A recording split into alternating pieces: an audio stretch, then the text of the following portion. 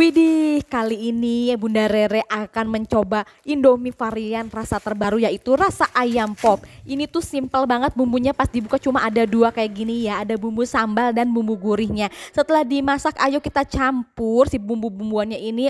Pas dicampur gini aromanya terasa harum banget, rempah-rempahnya guys. Dan ini tuh pas suapan pertama masuk mulut yang aku rasakan adalah benar-benar gurih dan pedesnya pas banget, tidak terlalu over, dan itu berasa kayak makan sambelnya ayam pop guys. Berasa jalan-jalan ke Sumatera Barat nggak sih?